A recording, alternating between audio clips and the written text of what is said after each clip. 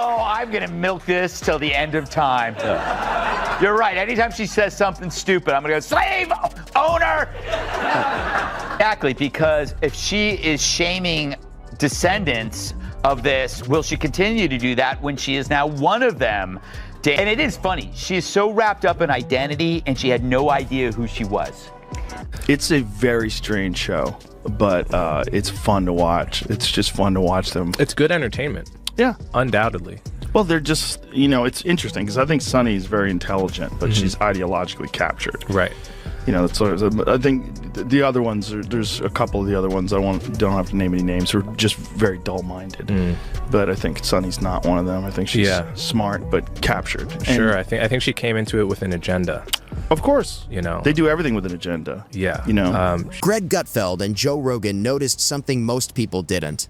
While many viewers were focused on Sunny Hostin's polished TV image, these two took a closer look, and what they pointed out raised a few eyebrows. No script for Rogan, no talking points for Gutfeld. They simply shared their takes in their own way. One added humor, the other brought examples to back it up. And just like that, the conversation around Sunny shifted, turning from all praise into a bit of a storm with no easy way around it. They get so much hate watching and hate watching viral clips of them saying ridiculous things. I mean, it is a rabies-infested hen house. and at the same time, it seemed like the most interesting part was their audience seemed to be on my side. Yes. Hostin's obsession with race gets thrown back in her face. Today's video comes to us from Sunny Hostin. Sounds like a town. We're in Sunny Hostin. She was on PBS's Finding Your Roots, a show dedicated to researching celebrity ancestry. For context, Sunny is a staunch supporter of reparations and has made a fortune spewing nonsense about white privilege and racial justice. Well, turns out she's not as oppressed as she claims she is. She's actually the descendant of slave owners from... If being wrong were an Olympic sport, Sunny Hostin might have a wall full of gold medals. She has a way, almost unbelievable at times, of landing on a take that doesn't quite add up and then standing by it with total confidence. If Forbes gave awards for bold confidence alone, she'd probably be on the cover every year. The surprising part is how little was actually said, even while being the loudest voice in a room filled with economists, historians, and everyday people using basic common sense. That's when Joe Rogan and Greg Gutfeld stepped in. One quick look was all it took, and honestly, that look said more than words ever could. I saw you on The View. Yeah. Yeah, so that's been overwhelming my past couple days. Yeah, is that annoying? No. No? No, I mean, it's just, when I was on there, I really had no idea how it was going to land with the audience. So I just went in there, did my thing. I had no idea what to expect. I didn't know who Sunny Hostin was. I actually still really don't know. So I wasn't expecting necessarily for her to kind of try to ambush me in that way and attack my character in that way. If you're enjoying this breakdown, hit that like button and subscribe. You won't want to miss what comes next. Joe Rogan has sat across from neuroscientists, conspiracy theorists, and just about everyone in between without ever losing his cool. But Sunny Hostin genuinely caught him off guard. The idea that someone could build a career while being so consistently off the mark left him momentarily speechless. Hostin often speaks in strong moral terms, as if she's delivering final judgments from above to everyone else. Greg Gutfeld, on the other hand, seemed almost delighted. To him, the contradictions weren't an issue, they were an opportunity, and he took his time pointing them out with clear enjoyment. I guess it's a fact of life that this is how some people made their living, on the backs of others. Fact of life. Interesting change of tune. For more, we go to our chief Sunny Hostin correspondent for a reaction.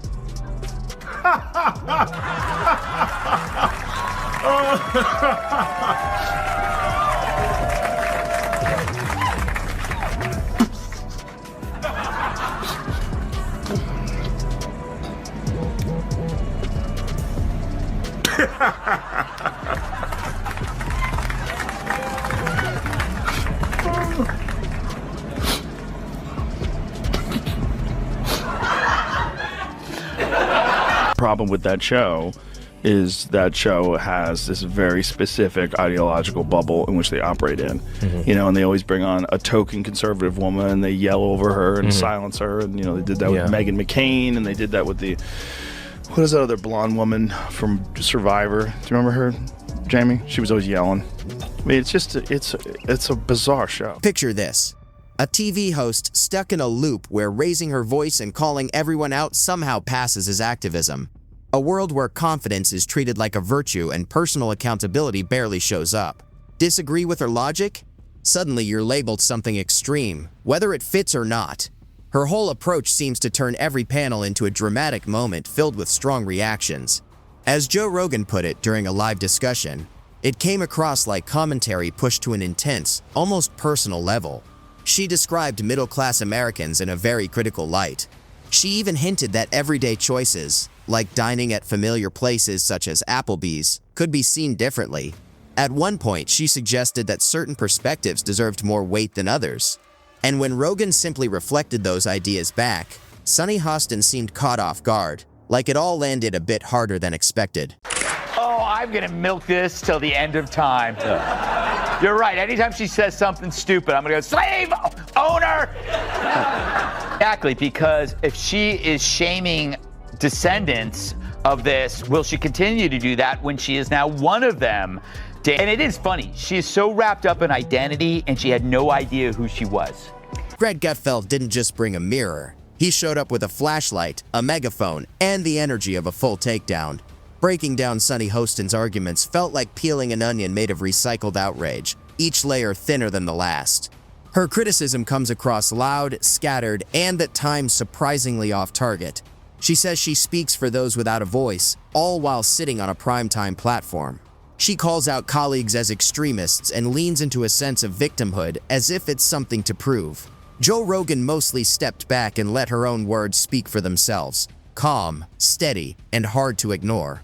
Meanwhile, Gutfeld picked apart the arguments piece by piece, even pointing out moments that came off more like accidental comedy, including when she suggested some opinions shouldn't be given airtime. It's a bit like criticizing junk food while holding a cheeseburger in each hand. She had to tell the audience that she tips big because even she knows she sounds insufferable. Hey, I'm but at least I tip. This dame probably virtue signals on the toilet. But that's not the point here.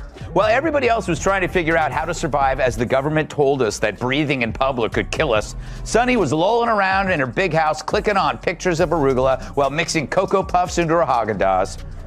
Oh, the oppression. I wonder if she wiped down the groceries herself or had her maid do it. Greg Gutfeld delivered this roast like a slow-cooked brisket. Methodical, searing, and utterly ruthless.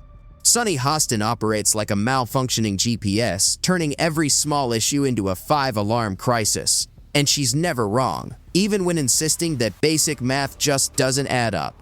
If feelings counted as math, then 2 + 2 = my truth, Gutfeld joked, barely holding back a laugh. Joe Rogan, on the other hand, calmly repeated her points back to her, like explaining rocket science to a houseplant. Gutfeld had fun highlighting her knack for turning anything, from school lunches to weather reports to casual chats, into total chaos. It wasn't really a debate, it was more like giving someone a blender and watching them try to defuse a bomb with it. People have to wonder, where does Sunny Hostin get her opinions? Yeah. Like you said, and it's obviously from her husband. She has to tell her what to say on The View, because without it, she's got nothing up there. She's not very bright. But the problem with her is that she went full racist. She injected skin color into a fairly generic behavior seen in all spouses, regardless of skin color. People marry, they listen to each other, they have something in common with them, they share their political views. She just didn't want to upset her husband by saying her husband makes her do everything, and then she'd have to accuse him of being a racist. Because if he told her that this is what white women do, then he's a racist. You see? And then there's the classic Hostin humble brag. Sunny Hostin lectures the country on inequality and hardship while casually dropping mentions of her Ivy League degree, vacation home, and custom oat milk latte. She talks about struggle from what feels like a yacht, all while insisting she's just like everyone else. Greg Gutfeld turned that glaring contradiction into a full Broadway-style performance. Sunny's privilege playing out like a sold-out, never-ending show. Joe Rogan compared her moral proclamations to fortune cookies, vague, self-important, and totally lacking nuance. Gutfeld pointed out that she often criticizes others for sloppy research, yet she once misquoted scripture live on air. Rogan added that her sense of moral superiority is so big, NASA could probably spot it from space. And if anyone pushes back, she instantly cries foul, labels them ignorant, and rewrites the rules mid-game without missing a beat. Here's how she took the news. Roll it. Wow. I'm a little bit in shock. I just always thought of myself as Puerto Rican, half Puerto Rican. I didn't think I was, my family was originally from Spain and slaveholders. Yeah.